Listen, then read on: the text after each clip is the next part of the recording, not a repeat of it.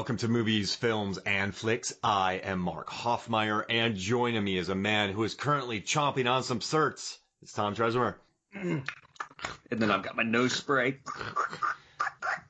So today you and I are pitting Drop Zone and Terminal Velocity, two 1994 skydiving films against each other. And in Terminal Velocity, there's a scene with James Gandolfini and Charlie Sheen where they are just standing together waiting for Natasha Kinski's character, Krista, to show up. And in this scene, it's just 30 seconds of them chomping on certs. And it might be one of my favorite cinematic moments ever. I mean, this is the rosebud of moments. We're just two guys standing around together eating certs. And what sells it is when James Gandolfini goes, "Don't take them all." So James Gandolfini loves to chomp on certs. He offers some to Charlie Sheen. Then he gets mad when Charlie takes too many. It's such a weird, tick that James Gandolfini's character has developed, to try to curb his fake nervousness, as you could call it. So he's got the certs, he's got the eye drops, and he's got the nose spray. It's like he's doing everything he can to milk everything with this character for what little is given to him in this script. Yeah, you're right. I mean, so I don't know, back in the day when Steve McQueen had small roles, like in The Magnificent Seven, he'd be in the background tinkering with his guns and hat the entire time to try to get attention on him. And in this one, Gandolfini is just all quirks. He is just the big glasses, the mousy demeanor. I love it. But then the huge trench overcoat. And then you flip it around, and Christopher McDonald in Terminal Velocity just screams the entire time, and he screams and he hits things, and he promotes Lincoln. But I just love how angry he is in the movie. And I know we're jumping all over the place, but I don't care. There's a scene where at the end of Terminal Velocity, he and Charlie Sheen are falling out of an airplane in a car, and Christopher McDonald, he goes to Charlie Sheen, give me your parachute. Give me your parachute. No. As they're falling from 20,000 feet. So this is such a... It's really interesting when you're comparing those two villains from Terminal Velocity, the nervous ticks and quirks from Gandolfini to the overtop, theatrics of McDonald. He gets so angry when his gun runs out of bullets that he hits his gun. He spends most of the time, having a tantrum after something doesn't go his way. And he's so angry when Charlie Sheen backs his car out of an airplane that he jumps onto the hood to try to get his car back because he has such a weird infatuation with that car. And he has a weird, magnet belly that keeps him attached to the hood when they're falling. It is crazy. Well, until Charlie Sheen punches him so hard that he separates the magnet. All right, so this was your idea. So for a long time, you and I have talked about doing these two movies on a podcast, but you came across a website where they did a competition between two movies, and then you kind of pitched this to me. So where did this come from? The categories? You want to break down the categories we have and what our plan is for this podcast or this episode? So I saw this. We'd always been talking about doing these two movies, and we've always had these little side conversations about similar films that have come out pretty much at the same exact time. That stuff has been going on for years, where a script gets pitched, and then someone else has another idea that's similar to it. And then two separate production companies start rolling with the idea. And then, here in 1994, we got two random skydiving movies that came out just a few months apart. I mean, it's a really weird genre for studios to go all in on for big action movies. And so I always wanted to get a podcast where we talk about them, but we didn't know how to do it. And as you said, we came across this website that kind of faced different movies off. And I think the movie that I saw on this website that they did was Gladiator and Braveheart. And so then they kind of did their own scoring system. But with us being a little off center with a lot of our discussions and how crazy we get, we wanted to come up with better and funner categories to talk about. So here I think we've picked 11 categories, was it? Yep. 11 categories that will break a tie if there is one. So it's we've got best jump, coolest parachute design, who would win in a daring jump-off competition, who has the better sidekicks, the coolest title, the best character names, best one-liners, what movie is the most 90s out of the two, since they were both released in 94, best villain, best credit song / musical instrumental score, and then the tiebreaker was best overall moment. Yep. So, since we already talked about the villains in Terminal Velocity, do you want to talk about the villains in Drop Zone, and then we'll pick our winner in that category? Yeah, man, it's really tough. Like you've got. So I was kind of thinking about this last night. I feel like James Gandolfini is a really stellar actor, like one of the better actors of the generation, and McDonald's really good too in Terminal Velocity. I wouldn't call him one of the best actors around. But then you've got Drop Zone with the psychotic, crazy Gary Busey who brings it in every single movie. Oh man! And then I feel like they've got his whole crew is just solid. Mm-hmm. So it's weird for me. Like I feel like it's almost like a batting average where it's like if Gandolfini was like the best player on their evil bad guys baseball team, he'd be batting like 350 and everyone else is averaging like 250. Yeah. And then with Drop Zone, you've got Gary Busey who might be a 300 hitter, but then everyone else is in like the 280s. Like I feel like the average score for the Drop Zone villains is higher, and it kind of brings them above the Terminal Velocity guys. Oh, see, the way I kind of see it is you have Ty Moncrief, played by Gary Busey, former DEA. I like Gary Busey's never bad, but his associates like Kara and Deuce, they're just so murderous. Like they're just walking around slaughtering cops and joking about throwing children out of planes, and they're just sort of, for me, they kind of felt a little bit caricature-y, like classic 90s too cool for school villains. Does that make sense?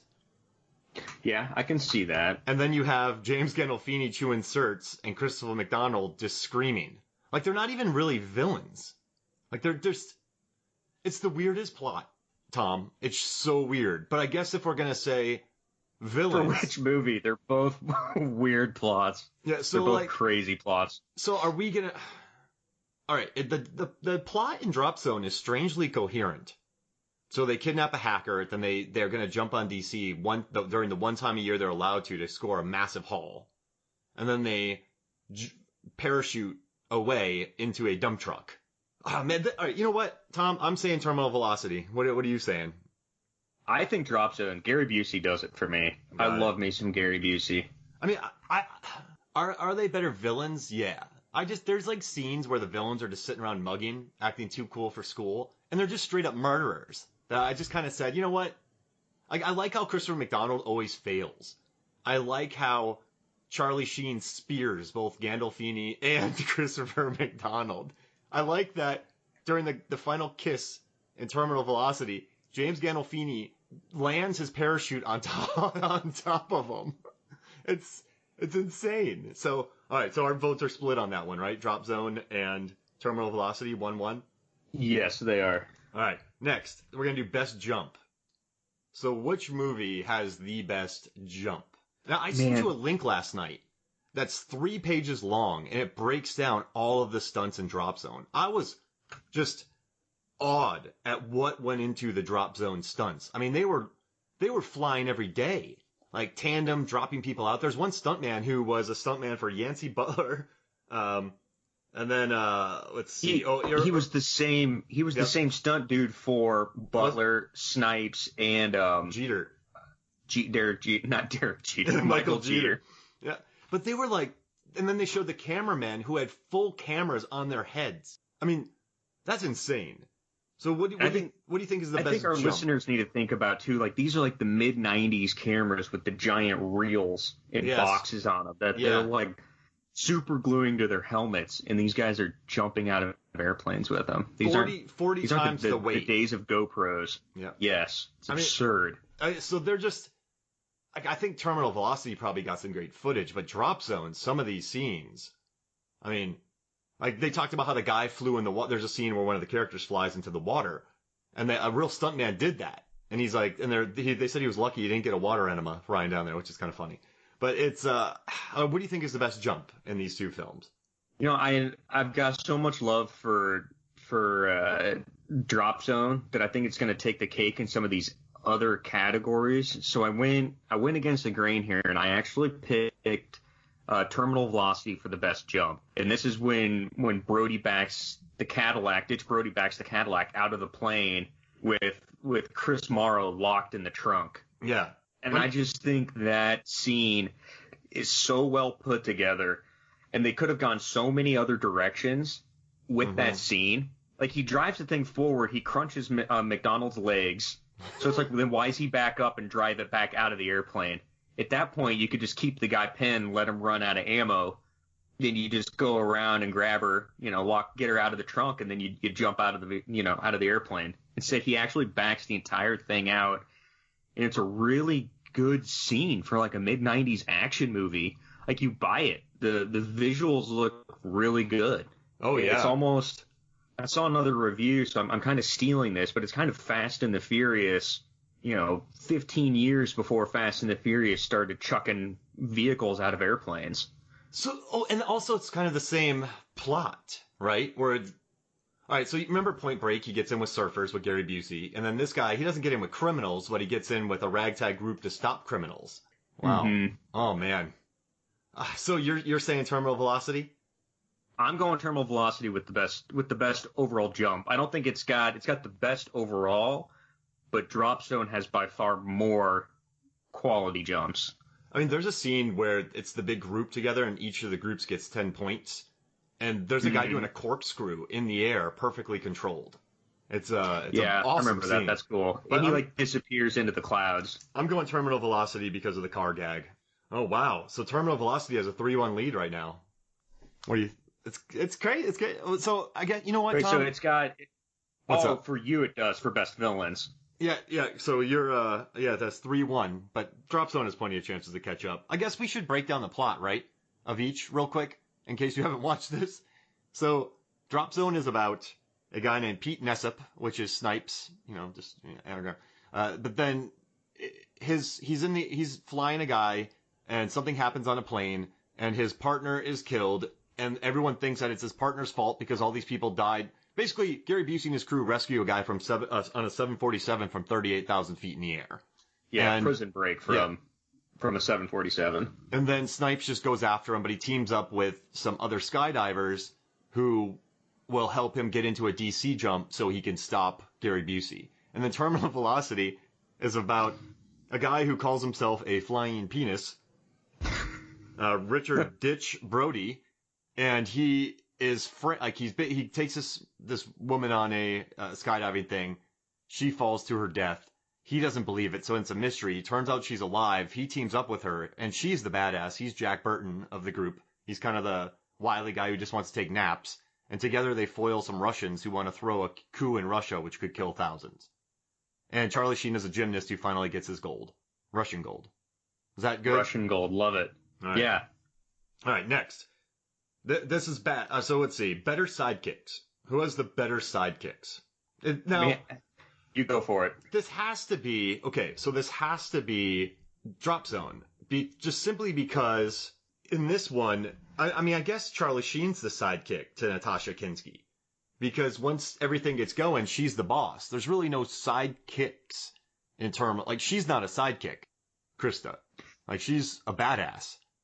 Correct. You've got, you could, I guess, consider some sidekicks early on that they could have continued to kick with them on the side. Mm-hmm. You've got the girl with the double broken legs, and then his Ditch Brody's, I guess, airfield boss, and then the young kid that's the camera recorder that assumedly records Chris Morrow falling to her death. So it's they've introduced these little side characters, and then they end up kicking them to the curb, 40 minutes in once the bullets start flying, and it all becomes Charlie Sheen and KGB agents. I love it. It's so crazy. But I mean, you're right. And then Drop Zone actually has a full gamut of supporting characters. Swoop, Bob, and Selkirk. Those guys, I genuinely like. I wish they had more screen time because I was interested in them. You sent me a text message last night saying, I love Swoop. You're like, Swoop is amazing. Swoop is my shiznit. Swoop is awesome, played by Kyle Secor. I love it. Maybe greatest sidekick of all time. When we first meet him, he's pretending to be a window washer, then he just falls off a thing randomly. Oh, that makes me so happy. And so it's gotta be Drop Zone, right? We're gonna give it to Drop Zone, best sidekicks. Yeah, I think so. I mean, and also I guess I don't know if Yancey Butler is a sidekick in this one, but she's a badass in this movie. I like her a lot. And did you know this role was originally written for Steven Seagal, and Steven Seagal dropped it. And then the role of Jesse Crossman, played by Yancey Butler, was a man. But then they cast Yancey instead, and she had them keep the punching moment where Wesley Snipes knocks her out. I didn't know that. I knew about Seagal, which, man, this would have wildly changed this movie. I mean, the last time I think of Steven Seagal actually jumping out of an airplane was Executive Decision, and that didn't go so well. Yeah, that ended poorly. And he wanted to live on that, too. Yeah, I can't imagine him doing any better than Drop Zone. This may have been like a 5-minute movie. What'd you think about Butler in this movie? She's like, I actually believe, so you watch some of these movies and sometimes you just don't believe characters, but I believe Yancey Butler was a skydiving kind of badass. No, I think so too. She brings a sense of, wiseassery to it. Yeah. I mean, she's more or less the Ditch Brody of Drop Zone. Like, she's a rebel. She's crazy. Like, she's got empathy. She cares for her friends, but she's also, she's wild and unpredictable, and she's a sarcastic, wise ass. I love it. Since this would be too practical for our list, we don't have like a best hero. But who do you like better, Pete Nessep or Richard Ditch Brody? And what I do like about both of them, sorry to interrupt, I like that they both have moments where they just look dumb. Wesley Snipes fails at skydiving and he just looks goofy. And this is a dude who's an absolute badass. He was in Demolition Man. I mean, some big films before this, and he wasn't afraid to look sort of silly. And he got beat up a couple times in this. Like, he wasn't an all-out tough guy. And then Charlie Sheen is just playing the dummy, which I love. So I like that both actors kind of went there. But who's your favorite hero in this? Swoop. No, I think my favorite hero is probably, out of the two, it's probably Ditch Brody. I think I relate to his humor more, and I love his one-liners.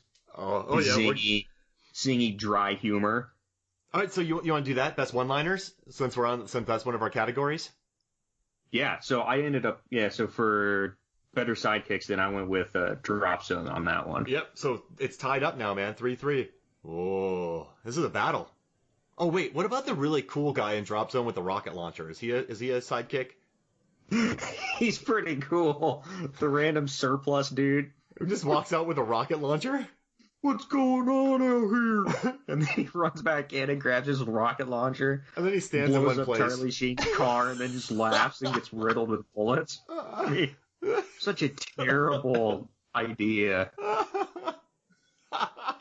Oh, that's cool though. I love rocket launchers in this. But all right, so we have best one-liners. And can I tell you my favorite one-liner of this entire film? Of all the films together. So Charlie Sheen he finally gets with Natasha Kinski, and he realizes he's kind of a dummy and they've been using him. And he goes up to her and he goes, "Okay, so you fooled a guy who can't get his sideburns even when he shaves." Dude, that's tough. Just the fact that, a former Olympian is willing to admit that he can't get his sideburns straight. That's about as humble as you need to get. And then later on, when he's like, "There's a safe," and she's like, "Safes are only for idiots."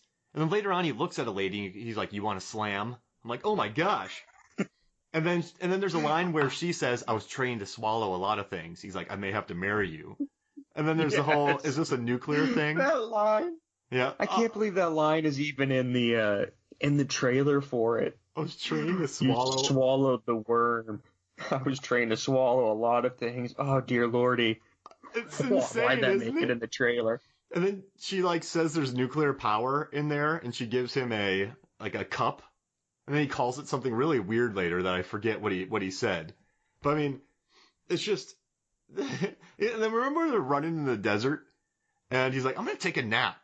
Like, he doesn't want to run, and then she's like, "We're running." He's like, "I haven't stretched." They're in the shootout, and he pulls out the gun, and he's like, "My gun is broken." And then she goes, the safety's on. He's like, oh, right. And then he accidentally fires it point blank right into the dirt in front of him.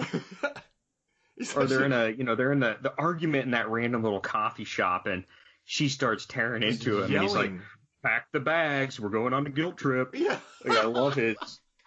They're so good. Like, So 90s, so good. and all the people in the diner look at him like he's the jerk, which I love. All right, That's the type of Charlie Sheen, dry, sarcastic humor that I have always enjoyed, and I can't see. Obviously, this Terminal Velocity wins this category for me, but I can't see this movie working on any sort of other level without Charlie Sheen. He gets it. He gets what's going on. Because that character has to be the dummy. He can't be the super suave guy. Does that make he can't? He just has to be an idiot who's good at what he does, I guess. And he's a gymnast, and he didn't get it's so good. Charlie Sheen is a gymnast. It makes me so happy. But I do love. There's a scene in Drop Zone after Wesley Snipes' first major jump, when Wesley's just like, all right, yeah. When he's just so happy, he sells that moment. He's happy that he lived through it. Yeah. He sells that moment really well because he's the straight guy in this movie. So in Terminal Velocity, Natasha Kinski's the straight guy. So Wesley never has a chance to be kooky. But I do love how happy he is after the first jump. He really dug that. That was good. All right. So right now we have a 5-3 lead for Terminal Velocity. I guess we should move into cooler title. What do you think? Yeah, we can do that. All right. So Terminal Velocity or Drop Zone. Both are referenced many times in these films. But which one would you pick? Terminal Velocity or Drop Zone? Man, I don't. This one was tough for me. I think I use Drop Zone more.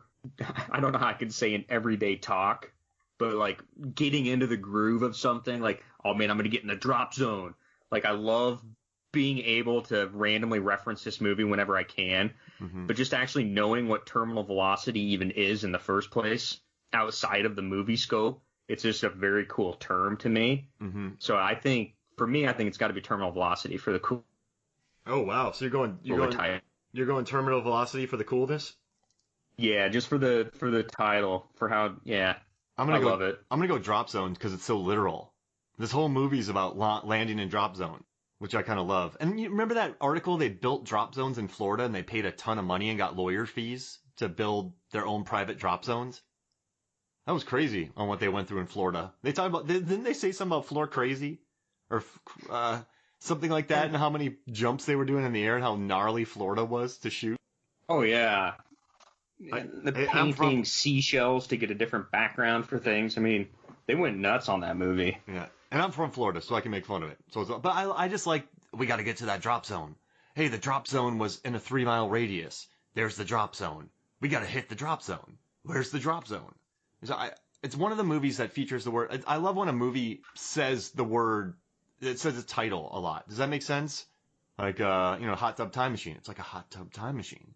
I just love hearing Drop Zone. I'm actually saying the name of the movie. Yeah, I don't know if Terminal Velocity even mentions the title anywhere in the movie. Because, when they're on the plane, remember? And then he's like, you hit Terminal Velocity. And she's like, what's that? He's like, swish. Very early on in the movie then. Yeah, because they just used that in the beginning.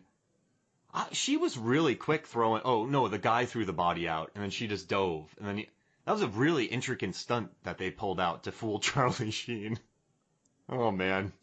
And the Russians. It was. Oh, man. And that poor fish tank. All right, so right now we have Terminal Velocity, let's see, with a 6-4 lead. Oh, wow. So we've covered best jump, best sidekicks. We've covered 5 categories. So how about this? Let's take a break, and when we come back, we'll find the winner of this contest. How's that sound? Sounds good. All right, we'll be right back. Welcome back to Movies, Films, and Flicks. And this isn't part of the category, Tom, but both of these movies had some pretty sick guitar licks in their scores. I love mid-90s, they're kind of depressed in the sun setting, and it sounds like a really kind of jazzy guitar lick playing in the background. Or during an action scene or a random moment, the guitar just screams to life. Yeah, exactly. I mean, nothing says parachuting like a guitar lick, I would say. What do you think? No, I think that's good on that cue. Do you want to tackle best credit song musical score? Yeah, let's do it. So what's your favorite? I think I've got to go with Drop Zone on this, but Joel McNeely, who did the score for Terminal Velocity, it is a highly underrated score. Like, I don't think anyone would ever watch Terminal Velocity or think about it and go, that had a pretty good score to it. But just on a general listen by itself, I mean, it's catchy. It's got the big brass, the big horns, and then it's got those crazy guitar licks that are in it as well. But, man, Drop Zone's done by Hans Zimmer, and he's probably my favorite composer of all time. And Hans Zimmer bows to no man. No. And the fact that Drop Zone also threw in some NXS there at the very end wins it for me. I mean, like Drop Zone got Hans Zimmer. Doesn't that make you happy? I don't, man. And that's a tough get to get Hans Zimmer. I guess this was still early in Zimmer's career, but I mean, this was just before he got. I mean, he was known, but he wasn't a monster at that point yet. No, but So I was actually, just real quick before I forget, I was looking at the tomato meter scores for these movies, and Drop Zone has a 41%, Terminal Velocity has a 20%, but both Terminal Velocity has a 5.5 IMDb, and Drop Zone has a 5.6. Do you think that's about right for these movies? Do you think one should be higher, one should be lower? What do you think? Man, it all depends. It's such a subjective viewpoint to it. Personally, I think they're both at should be like an 8.0 and a 9.0 on the IMDb user ratings. I think it just depends on how much you can suspend your belief for 90 minutes and just enjoy it. I think with Drop Zone, it's just a good, straightforward action movie. There's nothing bad about it. It makes sense. It moves quick. It has fun. So, I mean, I think it should be at least like a 64. And then Terminal Velocity, everyone's like, it's big and dumb and stupid, but it's fun. This is a fun movie to watch. I mean, it's a cheeky blast. So, I mean, if I had to review it, I'd probably give it like a B+, and just talk about how stupid Charlie Sheen's character is. Well, I think they both got bad raps too. I mean, they came out there in '94, right on the tail of some really good action movies the previous years before that. I mean, primarily like Speed, which came out June or July, just a couple months before. So it's like you're then comparing that to Speed and Point Break and a few others, and it's a tough comparison. I mean, if you didn't have that comparison level, I think these probably would be perceived a little bit differently nowadays. And everyone was comparing these movies together, and I think the two stupid skydiving movies. But you know what's crazy about Drop Zone? The director's John Badham, and he directed Bird on a Wire, Stakeout, Short Circuit. He did Point of No Return. He did War Games and Saturday Night Fever. Dude was a legit director. And then, did you know that David Twohy wrote Terminal Velocity? He went on to direct Pitch Black and Perfect Getaway. Did the whole Chronicles or the whole Riddick series, yeah. And then that Darren Scarafin, he did Death Warrant before this, but since then he moved on to House and CSI New York, big moneymaker stuff. So there was talent on both sides of these cameras, or both sides of the camera, yeah. And the second unit director for Drop Zone was DJ Caruso. Really? Oh, he went on to do Disturbia and stuff. Yeah, and Eagle Eye. Yeah. I mean, there's some really talented people, as you said, that were involved with these movies. Jeez Louise. But the score, we're going to give it to Drop Zone, correct? Hans Zimmer? Yeah, I am. All right, yeah, I'm doing Drop Zone as well. You can't beat the Hans. And NXS songs played twice. I love it when movies get their money's worth in songs. Like Dazed and Confused and Slow Ride by Foghat, they play it 8 times. Oh yeah, if you're gonna have to pay out that band, you pay them out big time. Use that song. Just play it over and over and over. All right, I love that. All right, so we got best score done. Best score, best credit song. Now, which one is the most 90s? Which movie, when you watch, is what movie is a time capsule of the 90s better? Terminal Velocity or Drop Zone? This one was tough for me. I battled back and forth on it. I kind of had to break it into categories. I think Terminal Velocity dialogue is more 90s. Those catchy, zinging one-liners. Yeah. The quick banter back and forth that Charlie Sheen is literally able to do with everybody that steps onto screen with him. Just screams 90s. But the score and the visuals, and particularly the action scenes of Drop Zone, are like vintage. I shouldn't say vintage, but like want to be mid '90s Michael Bay, but not quite there. Yeah. Like and like the closing credits to Drop Zone with the silhouetted like skydiver in front of the sun. I mean, that just punches '90s right into your face. Oh, yeah, and like, I think damn, the man, plot, that rocket car, just screams '90s too. Do you think the plot though is more Drop Zone probably has the more '90s plot, because can you think of another movie like Terminal Velocity where the hero is just a complete dipshit and the lady's the badass? Because in the '90s, like, they got softer. They weren't like the '80s where just a dude goes in and murders people. You had True Lies, which blended Jamie Lee Curtis's relationship with Arnold Schwarzenegger. You had Speed with Sandra Bullock and Keanu, like kind of blending that together. But none of those '90s movies featured just an idiot, right? Doesn't that feel a little like it feels more '80s? No, what does it feel?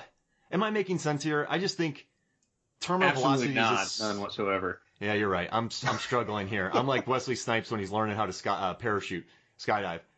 Okay, so what I'm saying is, Drop Zone just follows that '90s formula with the guitar licks, the weird credits, the very murdery villains, the kind of over the top kind of cool stuff. But Terminal Velocity, I think, was maybe a little ahead of its time. Nah, it just feels. I agree with that. Yeah, I agree with that, especially with how they handle their main characters. They're definitely.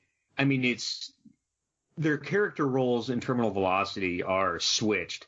Yes, I mean, that's what I was trying. Between Chris Morrow and Yep. Rich Brody, yes, it's like they're switched, and that's a little ahead of its time. Like, you don't really start seeing that, at least in my opinion, with the awesome female ass kicker until much later. All right, so you basically said what I was trying to mumble much more eloquently. They swapped roles in it. So then I guess that means we award Drop Zone with the most '90s? Everyone's confused right now listening to this, by the way. I'm confused, but Drop Zone's definitely the most '90s. Does that get a point or not? I think it gets a point for being more '90s.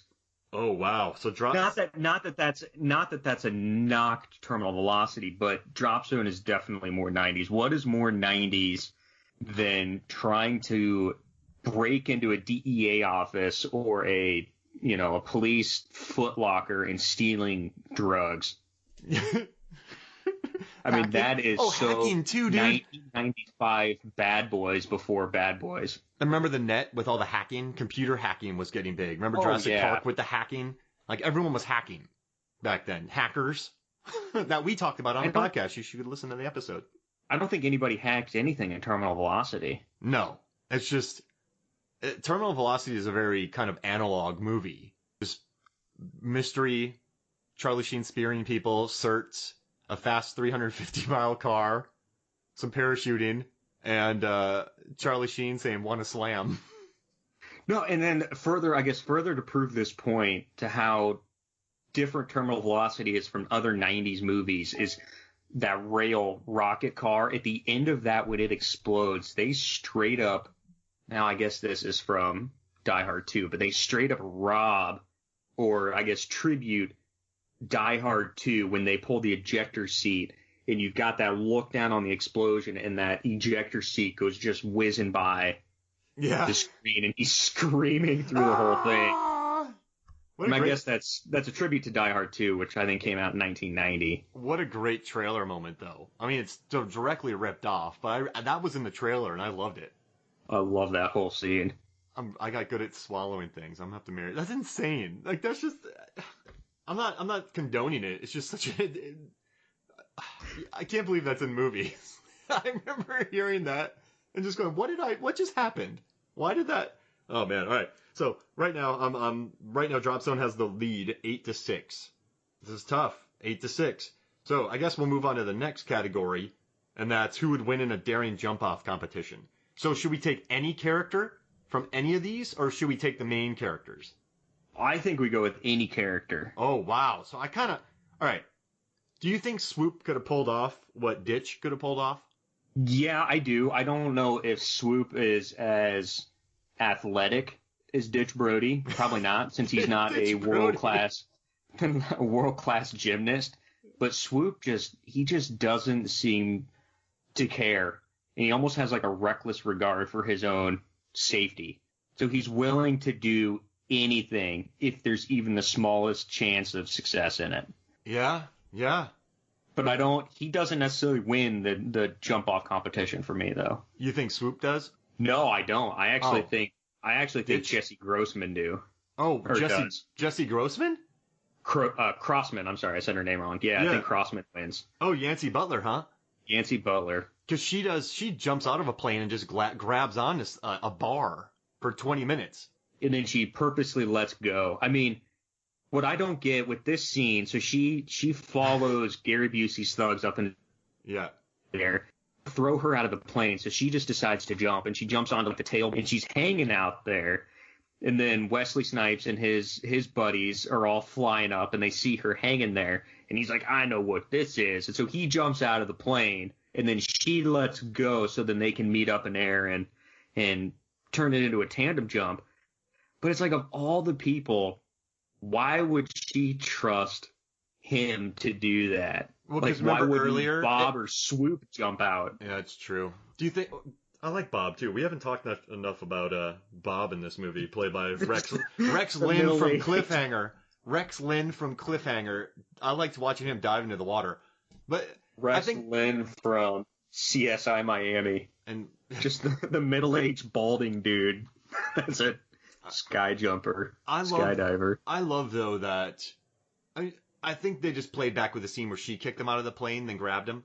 And then, I think that's exactly what it is. So you're giving it to Jesse Crossman. Wow, that's I gotta give it to Ditch, man, because what he pulled off, he had a guy trying to kill him on the car too, saying, give me your parachute. No. So I'm gonna go with Ditch on this. But dude, all right, who's the most believable person in all these films? I think it's gotta be Yancey Butler. Would you, like, of all these characters that you buy into, who'd you buy into the most? Probably Butler. I would probably agree with that. I think you've got to have a sense of, I don't know, you got to have something special to jump out of a plane every day of your life. And she has Whether it's a little bit of crazy or not. And you got to have, like, a sense of style with it. I don't think you just see a normal, average, everyday person continually go up and, fight gravity every day of their life. Mm-hmm. And I've never been around a skydiver, so I don't know what they are truly like. But in my mind's eye, I see Yancey Butler doing it. So my good buddy Dan Abel, who I used to live with in Tallahassee, went to college with him, and we kind of hung out the other day. He has 107 dives under his belt, and he loved these movies. And I asked him which one he likes more, and he said Terminal Velocity. Man! But he said the parachuting in Drop Zone's better. But it's just I think he likes Ditch. I can see that. Yeah. I can get on board with that theory. All right. So I said if we need a tiebreaker after the tiebreaker, Dan gets the tiebreaker. So if it comes down to that, Dan's vote wins it here. So right now it's 9. Drop Zone has 9, and Terminal Velocity has 7. So we should move on to the best parachute, the coolest parachute. What do you think? All right. So what do you think has the best parachute? So with this one, 5, 9, 14. Oh, we have 16. Yep, so we have 2 categories left. So, yeah, best parachute. So, this one kind of gets me because I think Ditch Brody's got the cool USA parachute in the opening scene where he accidentally jumps into Bernadette's party instead of the bachelorette party. Yep. So, I love his just straight up, representing America in that drop. But then at the same time, Drop Zone has the whole get-up of outfits with the LED lights, the ribbons, the streamers, the formations. So I kind of taken the whole costume into design, and I'm going with Drop Zone because of that. The night jumps with the LED lights is really cool. All right, so they had all the kind of matching outfits too, and they all look tailored to them as well. Yeah, it didn't look like Chris Morrow's prison uniform jumpsuit that was just orange. Yeah.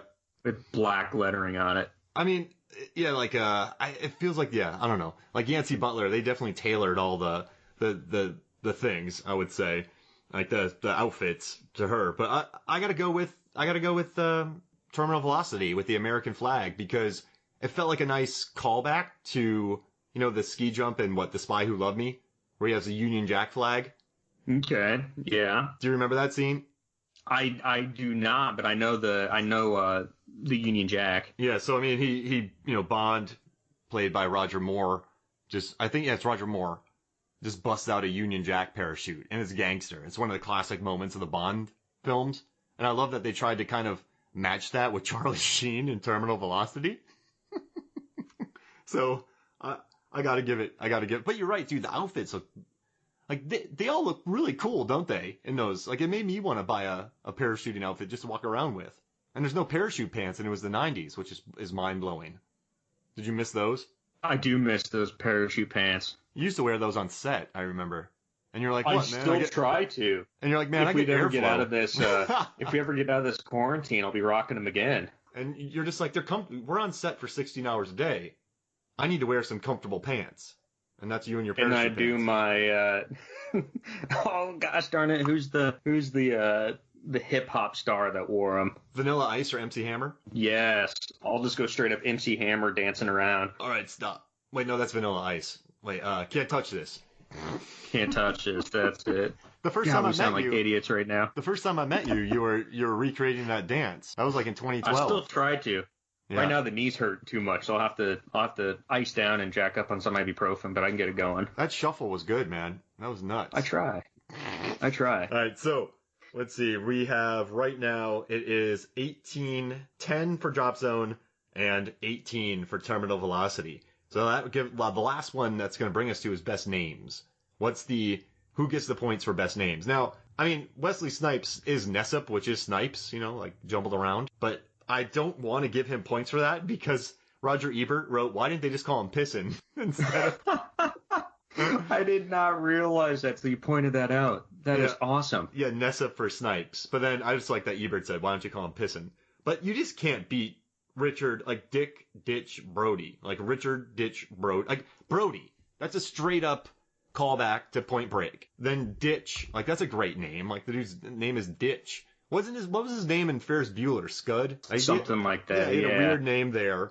And so, I don't know. You just can't beat Ditch Brody. And as much as I love Pete Nessup, that's just not an action star name. Pete Nessup is on the case. I like, Ditch Brody this summer. Like, that works more for me. So I'm giving my point to Ditch. No, I agree with you on that one, too. And I think part of that is, I think they came up with that cool name, and they had to figure out a way to explain the Ditch Brody name. And so you just get that random line of dialogue somewhere mashed into the 60-minute mark of the movie where he's like, yeah, it started out as Richard, then it went Dick, and then somehow it turned into Ditch. And then that's all they give for explanation of how this guy's name is Ditch. It's so stupid, isn't it? It is stupid, but I like it. Yeah, it's perfect. So something crazy just happened, man. It's a 10-10 tie. After 10 categories, each has 10 points. So that means we got to move into what? Best moment? Best moment. All right, so of all these films, which one has the best moment? Oh, man. I watched this...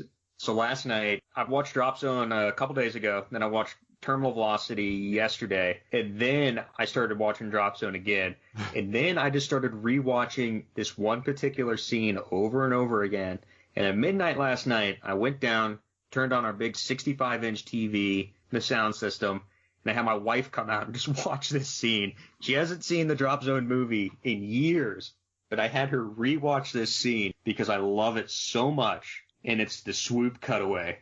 Oh, yeah? So good. So they're doing their drop formation. Skelkirk, one of Wesley Snipes' guys, goes to pull his chute, and only one line opens. So he's swinging uncontrollably by one line attached to his right shoulder, one of his shoulders, and he's out of control. And he can't even cut his own string. And so they're all screaming at him to cut away, and finally he does it. And the cinematography in that is so good. Yes. Everything, these guys were just doing jumps and jumps and jumps to get this type of footage to match everything.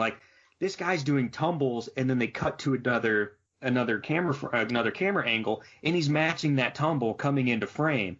And then he levels out in midair, and all of a sudden it just cuts over to swoop, and he just yanks his harness right as Hans Zimmer's Pirates of the Caribbean theme song hits into a full back gainer, and he just goes rocketing towards Skelkirk, and I just love it. And it's like everything mixed into that with the sound effects of him flying by the screen.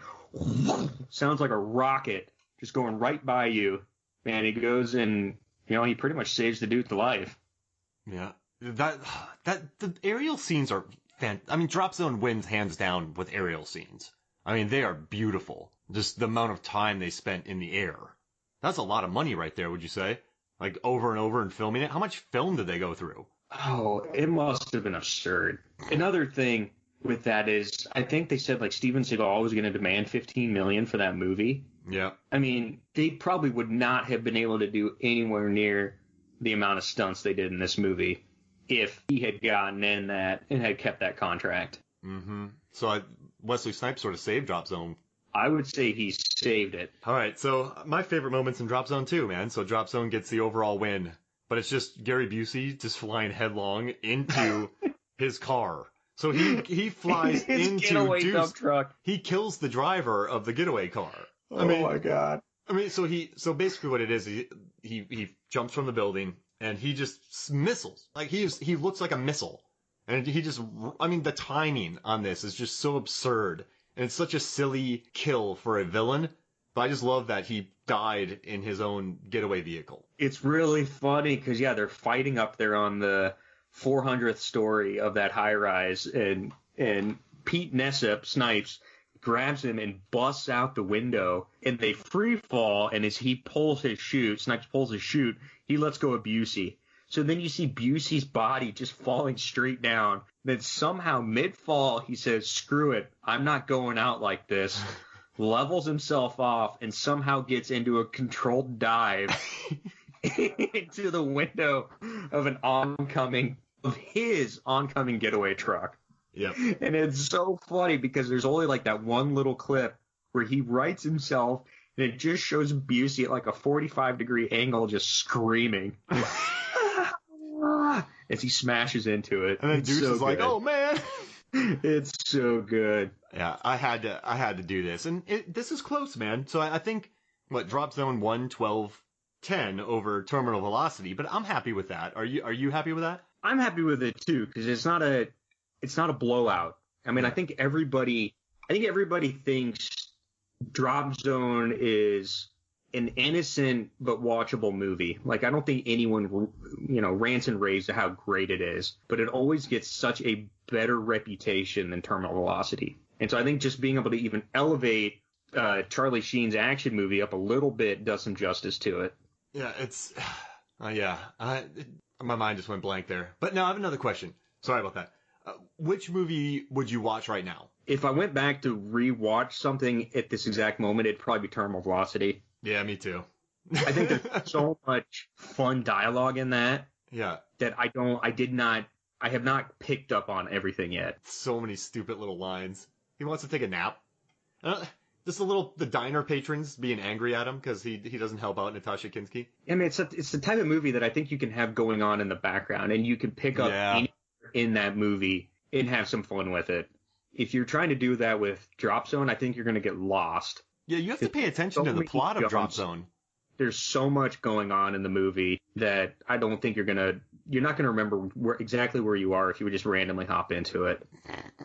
And you'll never hear Wesley Snipes going, we got to run, I have to stretch. Yes. Silly. But no, man, I'm really happy with this, and I'm glad we finally found a way to tackle this. And I'm happy with the winner, and I'm glad we got to talk about both these movies. So I don't know. Right now, if you want to watch Drop Zone, it's on Crackle for free. I don't know how long it is, but if you want to watch it with ads, definitely check that out. And then Terminal Velocity, I guess you got to rent. But I think, watch it. I think Terminal Velocity is silly. It holds up enough. Yeah, at this day and age where we're all stuck right now, who knows when this podcast airs, maybe real life will be off its hiatus and we'll be back into gear. But as long as we're on lockdown, these are two legit movies to watch on a random Wednesday night. I don't know if I'd go full Saturday night with these. I feel like that's primetime good stuff. But a random weeknight, these are going to give you 90 minutes of fun. If you're working out from home, just put one of these on.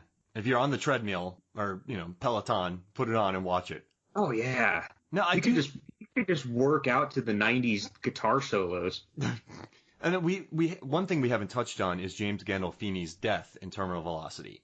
So That's a I love good how death. Kinski and Sheen are finally kissing. Then he lands on top of him, which I have no idea how that happens. People keep busting up behind Charlie Sheen in this movie, and it's hilarious. But he dies. That is a brutal fight too. Yeah, I mean, we could almost cover that on our Final Fights setup, but that's a brutal knockdown, drag out fight between Gandolfini and Sheen there at the end. All right, so you know what? Maybe we should save it, and we'll talk about it on the Final Fights, because it's so funny. And we can also promote Drop Zone. We could do that. All right, let's do that. So we'll save it. But yeah, but I do love the ending, man. He just flies into the wind turbine, and then Charlie Sheen's face goes, ew. Yes. The blade's just dripping with goo. James Gandolfini had some pretty gnarly roles in the 90s. True Romance, Crimson Tide. He popped up in some good movies. He did. And he was an a-hole. Hey, well, this was fun, man. Thanks for joining me. Thank you, Mark. All right, so for me, Mark Hoffmeyer, and for Tom, wait, is it Ditch? This is Movies, Films, and Flicks. We'll see you next week.